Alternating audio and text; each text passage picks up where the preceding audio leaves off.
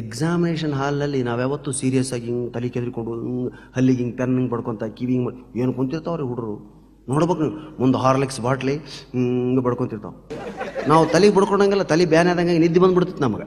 ನಾವು ಒಟ್ಟ ತಲೆಗೆ ಬಡ್ಕೋತೀವಿ. ಪೆನ್ ಅಂತೂ ಇರ್ತೇ ಇದ್ದಿಲ್ಲ, ಪುಸ್ತಕ ಇಲ್ಲ, ಪಾಠ ಇಲ್ಲ, ಓದೋಕೆ ಸಬ್ಜೆಕ್ಟ್ ಇಲ್ಲ, ಟೆಕ್ಸ್ಟ್ ಬುಕ್ ಇಲ್ಲ. 6 ತಿಂಗಳಾಗಿರ್ತಿರ್ತೀರಿ, ಸಾಲ ಶುರುವಾಗಿ ಟೆಕ್ಸ್ಟ್ ಬುಕ್ ಇಲ್ಲ. ಕನ್ನಡ ಮಾಸ್ತರ್ ಎದ್ದು ನಿಲ್ಸಿಬಿಡ್ತದಲ್ಲ, ಎಷ್ಟು ದಿವಸ ಹಂಗೆ ಕುಂದಿರ್ತಿರ್ಲಿ. Text book ತೊಗೊಂಬರ್ರಿ ನಾಳಿಂದ. ಹೋಗಿ ನಮ್ಮಪ್ಪ ಹೇಳ್ತಿದ್ವಪ್ಪ ಟೆಕ್ಸ್ಟ್ ಬುಕ್ ಇಲ್ಲದ ಮಾಸ್ತರ್ ಹೊರಗೆ ಹಾಕ್ಯಾನ. ನಮ್ಮಪ್ಪ ಅಂತಿದ್ದ, ಸಾಲ ಶುರುವಾಗಿನ 6 ತಿಂಗಳಾಗಿಲ್ಲ, ಆಗಲೇ ಟೆಕ್ಸ್ಟ್ ಬುಕ್ಕ.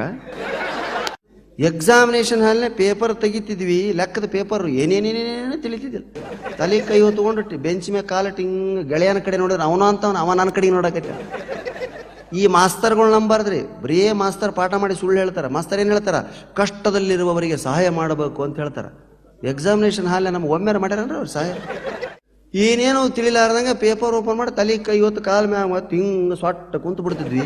ಅವಾಗ ರೂಮ್ ಸೂಪರ್ವೈಸರ್ ಬಂದು ಒಂದು ಭಾರಿ ಮಾತಾಡ್ತಿದ್ದ, ಏನು ಪ್ರಾಣೇಶ ನೆಟ್ಟಗೆ ಕುಂದ್ರು ಹಿಂದಿನವನಿಂದ ನೋಡಿ ಬರೀತಾನ. ಗಾಬರಿ ಆಗಿಬಿಡ್ತಿದ್ ನಾನು. ನನಗೆ ಏನೂ ಬರುವಲ್ತು, ನಂದು ನೋಡಿ ಬರೀ ಸೊಳೆಮಾಗ ಯಾರಪ್ಪ ಅವ ಅಂತ ಹಿಂತಿರುಗಿ ನೋಡ್ತಿದ್ ನಾನು. ಅವ ಅತ್ತಾಗ ಮರಿ ಮಾಡಿ ಅವಾಗ ಕುಂದಿರ್ತಿದ್ದ. ಕಲ್ಪನೆನೇ ಇಲ್ರಿ, ಮಾರ್ಕ್ಸ್ ತಗೋಬೇಕು, ಓದ್ಬೇಕು, ಡಿಗ್ರಿ, ಜೀವನ ಮಜಾ.